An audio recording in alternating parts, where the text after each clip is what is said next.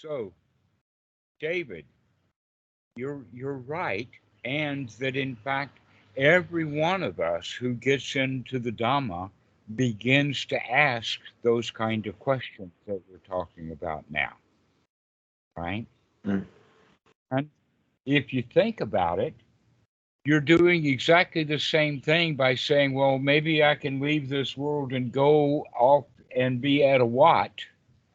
And when we have those kind of thoughts, that's also planning for the future Right. instead of saying, oh, well, let me have my little Wat right here in this breath. Right. And I'm content. Like, I find the contentment wherever I am, but I still feel like, no moment is better than another moment. I see that, like, Depends not upon how better. we feel about it, but it does have to do with our feelings. It does have to do with our feelings. Yeah, uh-huh. Yeah. Everything's the same except the way we feel about it. Mm. Yeah, and how I feel is that I need to take a break from the bombardment of stuff that is I, society. Yeah. right, I understand that. That in fact, I could also say that everybody has those kind of feelings from time to time. Mm. Whether they're in the Dhamma, or whether they're in church, or whether they're in the atheism, or whatever it is, we all get the idea of let's go make a great big change. Mm. Let's change schools. Let's change cities. Let's change jobs. Let's change houses. Let's change countries. Mm. Mm-hmm. Let's go off and be a part of the Bhikkhu Sangha, something Yeah. like that. Okay. And that those are the feelings that need to be examined as feelings Mm-hmm. rather than pursued as thoughts about how to get rid of those feelings. Let's look at those feelings directly. Mm. And in fact, everybody who goes that route leaves their job, packs up all of their gear, gives it away, comes to Thailand, ordains as a monk, and then they have those same kind of feelings, which gives rise to new thoughts, but it's the same kind of thoughts anyway. Well, maybe I should leave this temple and go to that temple over there. I hear that that's a famous monk. Or maybe I'm in the wrong country. Right. I need to go to Tibet or to India or something like that, Mm. right? Mm-hmm. And the best thing to do is to examine the feelings that we have of wanting to go and wanting to stay. Mm. That this is actually part of the fetters that the Buddha talks about. Let's make a big change. If I make a big change in my life for the better, then the circumstances will do all the work for me. And what I'm recommending that you look at is changing the circumstances is not going to change the way that you feel. Changing the way you feel is the only way to change the way that you feel. Right. And when you make that change and change the way that you feel, now you can make these decisions you're talking about wisely. Mm. Change the way I And feel. yeah, change the way that you feel about things are not good enough, that you're not keeping up with the world, etc., like that. Mm. I feel pretty good, but I've been doing the worldly thing for years now, and I've been happy doing that. Uh huh. Yeah, and I just don't see it as an avenue that Ah, you're beginning to why recognize like there is no fulfillment there. there's no Oh, right. uh huh. Yeah. Or you probably heard me quote the famous saying that's in the line drawing at Wat Suan Mok. Oh, boundless joy to find at last there is no happiness in that world. Nope. You're finding that it does not fulfill. No. Hmm. That the fulfillment is going to be on the inside of your own mind. And the best way to find that fulfillment is to be around others who have found that fulfillment. Mm-hmm. Yeah. That if you're around a bunch of people who are wanting and greed, and I got to get this and I got to get that, Mm. then that's how we will normally feel, Yeah. because that's part of the environment and part of the flow. So there is great value in changing your environment. Mm. But we have to be careful about that, because the changing in the environment is not necessarily going to change the way that you feel. So Right. in a way, you got to do both of them. Yes, I realize that changing the environment is not going to change how I feel. How I feel, I change how I feel. You can change how you feel. Right. And so here you are sitting, maybe I should change my environment. And look at that. And say, well, how do I feel right now? What is it that I don't like about that world out there, knowing that it's not going to give any joy? But this is all part of the package where the Buddha talks about the action that brings the end of actions. The Becoming action. content will prevent you from taking the actions of going getting something that you think will make you content. And if you're already content, then why bother doing any of that stuff? Yeah. Why bother do anything? I could just keep going like I am without changing my environment. Mm-hmm. So, may I ask, where do you live?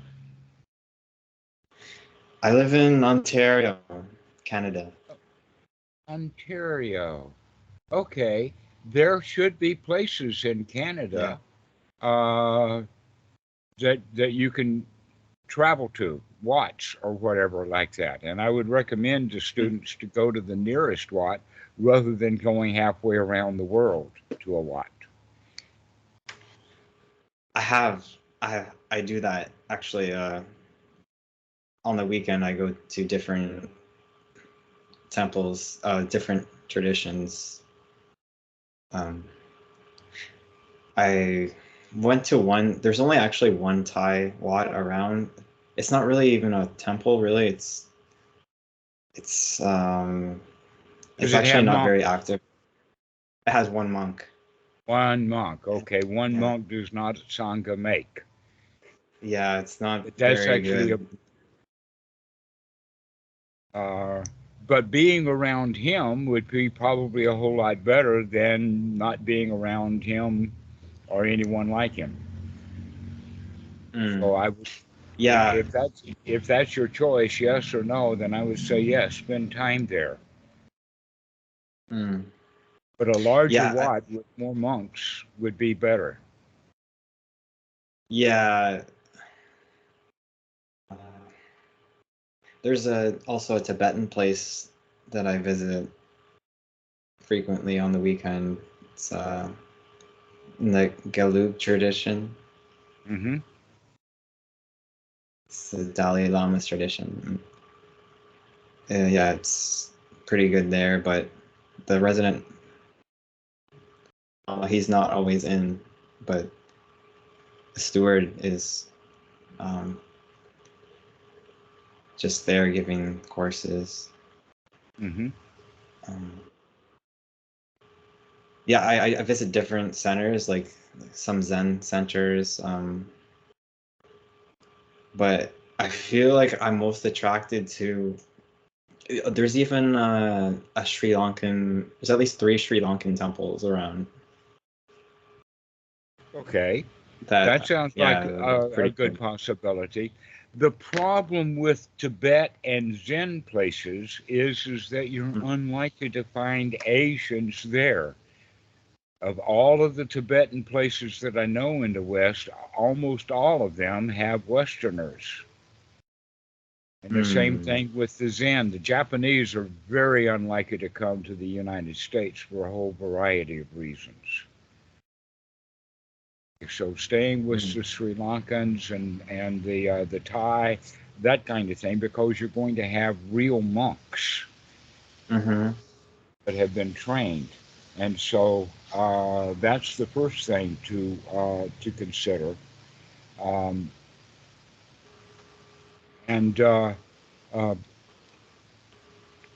actually, I have to admit that I know that there are nobles within the Tibetan culture, and I know for sure that there are within the Sri Lankan community that there are nobles. That we can't say, go to Thai because the Thai is your best shot. That's not necessarily the case at all. It's not. It's what they're teaching though is not the noble Dhamma, right? It's ordinary. Yeah. And Well, I'm attracted to the noble Dhamma. I know, but that doesn't mean that the noble Dhamma is not available there. They're teaching according to what they think the students want and need. Yeah, maybe. You could have this very conversation with one of the Sri Lankans in the sense of that I'm not really interested in traditional Buddhism, that you're actually interested in the noble Dhamma taught by the Buddha, and see what that is. Okay, you got to kind of make sure that they're clear on that, because the monks have two different jobs. And that the bigger job is to take care of the lay people, and you're a lay guy, and so they assume that you're going to be just like all the other Sri Lankan lay people. But if you're wanting noble Dhamma, then you might find that if you ask the right questions. I've seen that happen several times. That you kind of think, because of what this guy is teaching, that he doesn't have a clue about the noble Dhamma, and that's not necessarily the case. Could be a little bit risky bringing that up, though. They might not take that as they might take it as like, an offense, like they're not teaching the real Dhamma or something, They know that. If they don't know that, then that at least we know that now. Yeah. But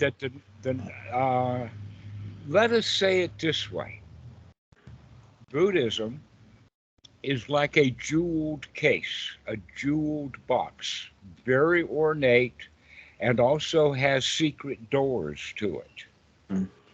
And that this is the Buddhism of the world. It's the Buddhism of the West. It's the Buddhism of ordinary people.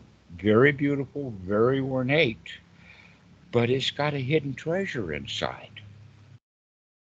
The monks generally know that that treasure is there on the inside, but they still talk to the people because of what the people want. They want the external. They want the magic. They want the hopes, the promises, etc., like that.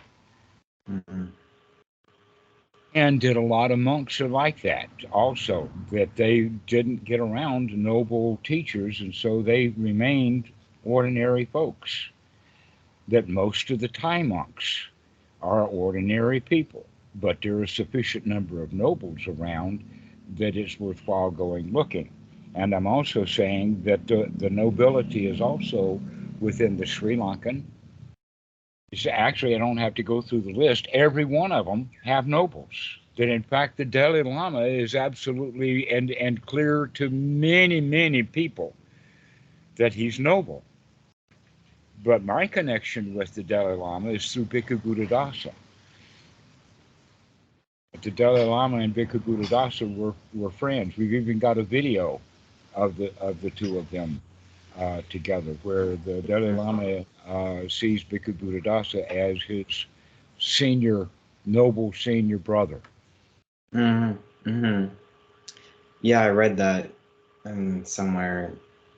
I have one of Buddhadasa's books, and yeah, it says, I think a Dalai Lama wrote like some summary of, or like review. He said he's like, Buddhadasa was his spiritual brother. Okay, so the way that it has traditionally been in all of the Buddhist cultures is the right student has to ask the right questions at the right time to the right senior monk. So that means then that you can go around asking the right questions to various monks to see which one of them is the right monk. Mm. And we have found so many noble monks in the West. Mm. What are the questions to ask? Like, what's a good question to Well, probe that? from Thailand, the easiest question is, what about Bhikkhu Buddhadasa? And if the monk knows about Bhikkhu Buddhadasa, Mm. that's actually the door opener. Mm. Okay. Mm. Um, in a more magical setting, you could say, well, I'm not really interested in the distant future and the distant past the way that people who are interested in rebirth. I'm interested in right here, right now, how to be free from suffering, and see what kind of answer that question gets you. Mm. Right, that's a good one. Yeah. Yeah, that's an easy question to ask. The thing is, I feel like I'm already pretty much free of suffering. That's the thing. Isn't that liberating? I mean, wow, what a relief it is. Mm, it is quite a What a contrast. relief it is to be free from that stuff mostly. And that gives us then the possibility of, well, when it does come up again, I'll be there for it. I'll watch what's going on. Mm. Mm-hmm. Yep. And if you go through this with the various places, with that one Thai monk and the 2 or 3 places that are Sri Lankan, there's also Yanatharo, so I understand, is in Canada, but he's pretty close to New York, which is not too far from Ottawa. Uh, Yanathara? Yanathara? yeah, something like that. Yeah, Are you to Dhammo? yeah, Yeah. Utadama. Okay. Yeah. And Yeah, if he's you exhaust all of those places, then there are places in the U.S. that I know of that you could go to. And you're most welcome to come sit here on the porch, settle out, because we've got so many retreat centers around here. yeah, We've got two. that's kind of what I was thinking. Like I just want to dive in. Like I want to I want to go to Asia because I want Oh, that. okay. Yeah, I How just close are you to a ticket? How close are you to packing up? Is this um just a pipe dream that might happen next year, or are you ready to pull the plug on this thing? no, I'm ready. Like I mean, I probably would like to go in not this month or next month, but I think March. Okay. Uh, yeah. By then, the tickets should be settled down back to a decent price. Right now, they're outrageous because of holidays, I guess. But March would be a good time to buy a ticket. Uh, so, when you're ready to come, let me know, and I'll walk you through and give you all the maps and photos and everything that you'll need to get around. It's just like that, eh? Yeah, just like that. You don't need a visa, just walks right in. You will need COVID certificate for saying that you've got the shots, and that's the only thing you need in the passport, and you can get into Thailand. What sort of visa would I need for that? We'll worry about that later. Like I said, you don't need a visa to get in. It's not a very long stay, though, if I don't get Well, yeah, but then that'll give you the chance to do what we do here. I mean, there's various possibilities. Mm. The one that most guys think of is that, oh, I can go get a job teaching because we're still very much money oriented. That in fact, when I actually did ordain, even weeks or even months before I ordained, I didn't need any money. Not much, not the kind of way I actually learned to live that way. Mm. Um, uh, to just not need money very much. An example would be that any time that I chose to go someplace, I would arrange the transportation to have a free night hotel accommodation, like taking a night bus or a night train or something like that. Then that would save a hotel. But hotels are so cheap here in Thailand anyway that that's not much of an issue. Mm. Uh, and depends upon what time of day that you arrive, that you can actually get on the night bus and spend the night on the bus, and you never have to spend the night in a hotel. You can arrive here on the island and stay here at the house and get your orientation or whatnot. But in fact, Wat Khao Tum is only 2 kilometers from here. It's up on a hill, big hill, and so it's really easy to walk down the hill to get to the house, but it's quite a trip to get back up to the Wat. Mm. But there are no retreats being held there now, but there are 2 monks who are living there, and they'd love for you to come and stay as long as you want. Wow. Yeah, that sounds great. Yeah, there's just so many possibility for accommodations. And then the little bit that you will need, uh, we can arrange for that. That's in fact what the Open Sangha Foundation is all about anyway, is to give people in the West the ability to donate so that we can support guys like you, come and stay at the Wat and give you the comfort and security that you need, that you can get your visas taken care of, etc., like that. Mm. And then if you ordain, we can help you do that too. Mm-hmm. Yeah, that sounds great. Uh, Yeah, you can go up and stay with Eric and Roy Et. Roy, I'm not Yeah, familiar with them. actually, the word Roy Et means 101. Roy is 100, and Et, so 101. One. It's a town that's north of Bangkok, up in the Isan area, and that's where Eric is. He's already in the robes. He came in August, and by October he was already in the robes. Mm.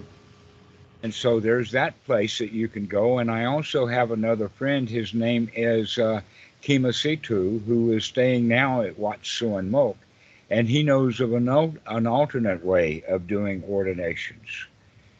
That for a while, the only way that I knew about ordinations was have to go to Wat Panana Chot, because that's the formal way of doing it. But Mm. there's many other. In fact, because that's the typical place for Westerners to go, that's a good enough reason to avoid that place and find a real Achan like Achan Santi in Royette and go there. So yes, this is all quite possible. It's a whole lot easier to do it than it is to think about it. Yeah, it seems like that. There's a lot of options, right? Well, that's something that I can help you with. And get you oriented, get you to the right place at the right time, and give you the right instructions. And it's up to you to do it. But yeah, sure, you're welcome to come stay on the porch here for a while. That like the sounds. place sounds. That sounds fun. Yeah. Uh, What kind of job do you have right now? so the work I do is I inspect and I do repairs on fire alarm systems. Yeah, I work in I don't Toronto. think you're going to find much of a job of doing that here in Thailand. No, yeah, I know. It's not a really popular job in the East. Well, developing countries. Yeah. Yeah, they do have cameras and stuff for surveillance and whatnot, but I don't know. I don't think I've ever seen a fire alarm here in Thailand. Mm, New not even industry probably in for you to Bangkok. set up. Yeah, probably in Bangkok. I'm sure they have that in the I'm sure they do. high rise buildings. Yeah.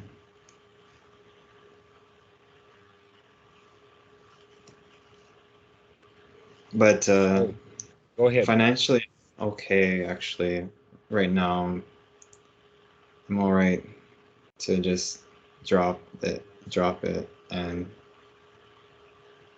try something else. Yeah, you could try nothing else. Hmm. We got a whole lot of nothing here. You've heard Yeah, that the expression "nothing's impossible." nothing's impossible. Yes, nothing is actually quite possible. It is. I do a lot of nothing actually. Yeah, right. I'm pretty good at doing nothing. It's not impossible at all. It's quite handy.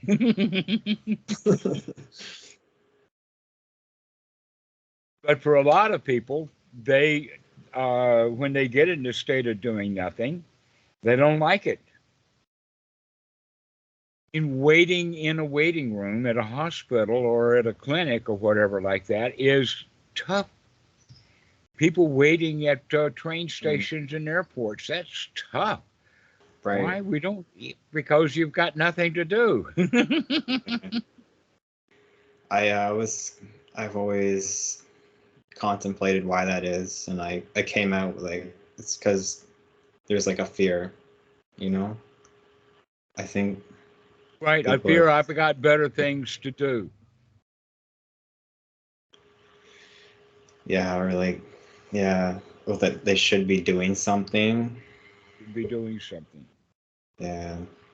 That's why cell phones wind up being best friends for people who have absolutely nothing to do. At least they can piddle with your cell phone.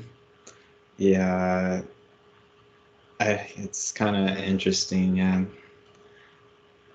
you don't really see people just sitting. You always see people sitting with their cell phone. Hmm. And you'll also see body language that they're quite agitated, shuffling around in the chair, twiddling thumbs, rocking their knees back and forth, crossing their ankles, and one foot's just bouncing with agitation. Yeah, Yeah. very common. Standing in line that way is true.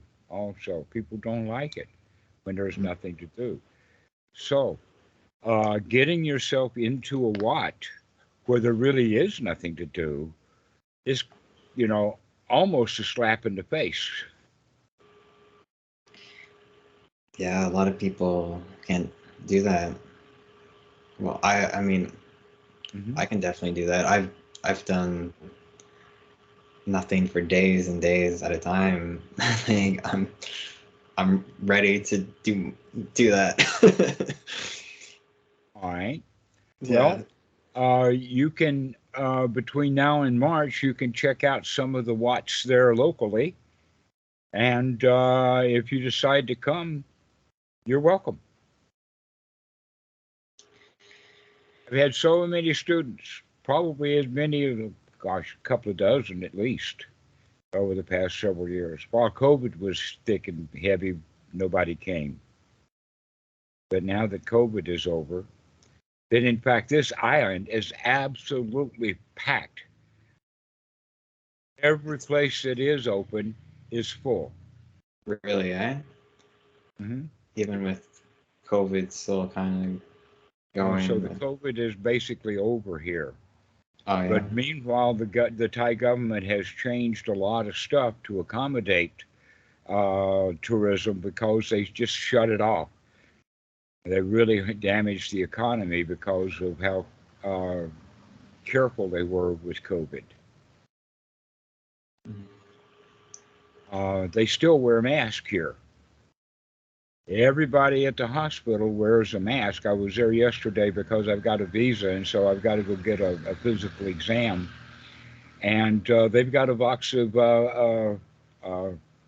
mask there at the front desk.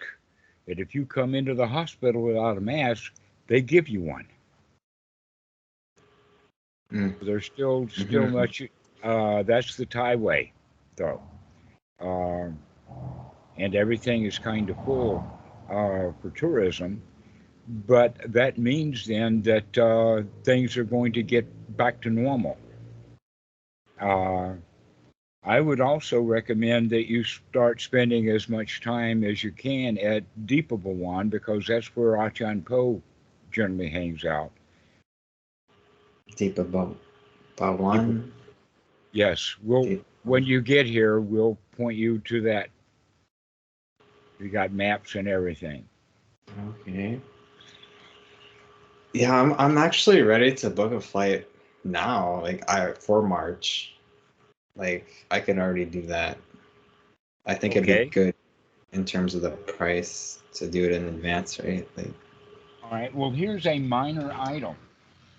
The minor item is that you want to be able to arrive in Bangkok before, let us say, 4 or 5 in the afternoon, because then you can take a night bus that very night down here and be here the next morning. hmm. If you come after 6 o'clock or 7 o'clock, then you won't be able to do everything needed in order to make that bus, and you'll have to spend one night in Bangkok. The song is "One Night in Bangkok Will Make a Hard Man Humble."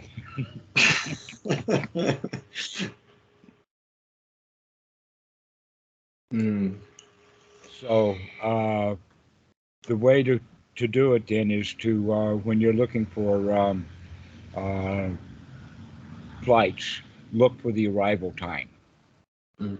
Before four. Hmm. Before That in four. fact the arrival time is second. For me, the price would be the first item on the list. How much does this ticket cost? And then the Mm-hmm. second question is, what time does it arrive? They actually have, because of, uh, let us say, because of time zones and that kind of thing, there's a lot of flights that arrive in Thailand late in the middle of the night. 2, 3, 4, 5 a.m. Those are just fine because that gives you absolutely all day long to get to that bus. It leaves at about 8 or 9 in the evening. Mm. How far away is the bus from the airport? All right. Here's the thing. It's going to be in the basement of the airport is the mass transit. That is in the airport is it's in the basement, so it's the subway. But when it Mm. leaves the airport property, it becomes a sky train, and you take that Okay. all the way into the city, and you get off at the last stop, and then take a taxi, which will now be very cheap, to take you to a kilometer or so over to where you can get the bus ticket. It's actually a combination of bus and boat, Okay. so that's very easy to do. I'll give you all Yeah. the details. Okay. So I guess it's a kind of a big decision still. Uh, I know it's a big Mm, decision in your mind now because it's fear of the unknown. Of course, you've got fear of the unknown. right. But everybody who comes finds that it was probably the best thing they ever did. Well, that's good to hear. Yeah. Now, Mm. the more of a nest egg that you have built up, the more secure you will feel. So having like 8, 10, 12,000 US dollars or Canadian dollars would be a comfort for you. Mm. Hmm. Or if you've got $100,000, then that should be comfort for several people. That in fact, Eric is on VA disability. He was in the Navy, and so he's got about 1,000. I don't know how much money it is, but he's got $1,000 a month coming in that he Wow. doesn't need. He doesn't Mm. need any of that money. Right. Very Hmm. little. And in fact, he left his laptop here. Left this laptop at your house. Yeah, I left it here. Mm. Yeah.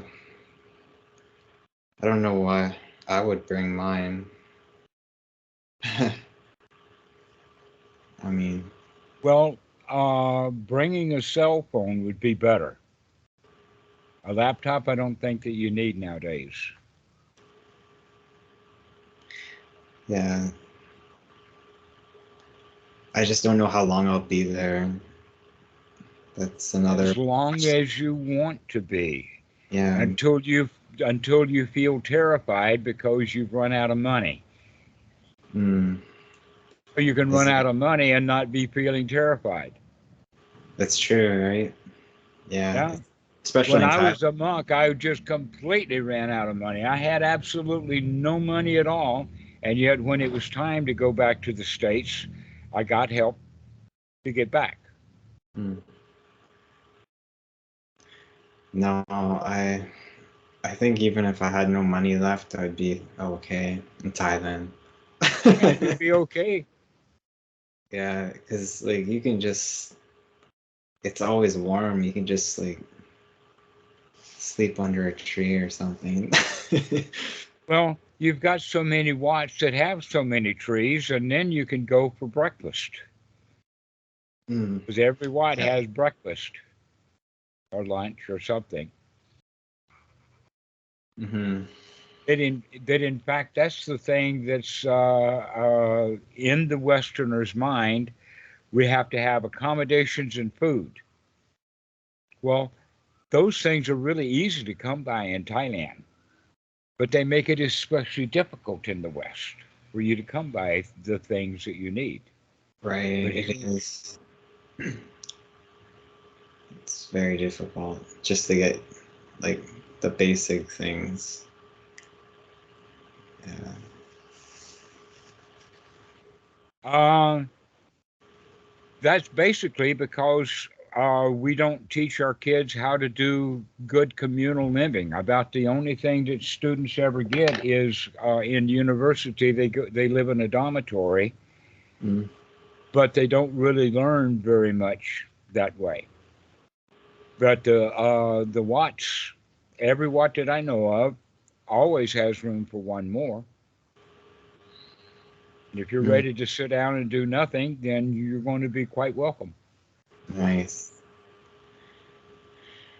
Yeah, that's my favorite thing to do, I think. That's why I feel like I just want to do nothing, and that's not what I'm doing. Like the work day is so busy, Mhm. and I can do that. I can be happy doing that, but it just feels mm, Right now, like it's now the time for wisdom comes in. Okay, so yeah. that's the whole point. Is once we're no longer trying to escape from the Mm, day-to-day world because we've got right. our mind straightened out. Now we can use wisdom to figure out we can do better things with our time than Exactly. following. That's exactly. Okay, so I hear that from you. That's why I'm spending a lot of time right now encouraging you to just drop it all and come on. Mm, that's good. Yeah, because it'd be different if I was trying to escape from it. Hmm. Eh, Yeah, that wouldn't be good. But no, I'm in it and I'm doing it, and I have been doing it for a long time, and it just feels like I need to try something else. Right. And I think there's better things I could be doing with my time. Well, as far as your physical possessions go, traveling light is a good idea. And Mm. so maybe you can leave your stuff at your family's house, or you've got some friends or whatever like that, with the understanding that you may not see that stuff for a long, long time, or if ever again. Oh, that's quite drastic. But yeah, no, I don't have much stuff anyway. Yeah, I I have been to Thailand before actually, 4 years ago, Hmm. but I wasn't so much where I am now. Like I was kind of going more for like just tourism, Hmm. and I did do like one retreat there, but it wasn't very long, and I don't know, it wasn't. I just came with a backpack. That's all I Yeah, needed. that's all you need is just the kind of luggage that could be carry on Mm, rather than checked baggage. If you've got baggage to carry on and checked baggage, you're bringing too much. mm. Yeah, I don't know what I would bring. I mean, Bring a yeah, I don't smile. bring a smile. Yeah, I can do that.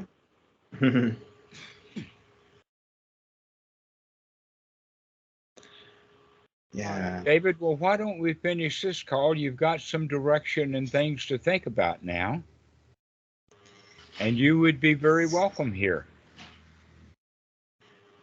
Oh, thank you so much. Yeah, appreciate that. Thank you for your advice and your guidance. Yeah, I'll think about that in the coming days. And All right. Well, think it over for a few days and give me a call, and we'll go from there. okay, okay, that sounds great. Excellent. Okay, All thank you right, so much. David. Uh, Yes, yeah. we'll see you soon for sure. Okay, see you soon. All righty. Bye bye. Okay, take care.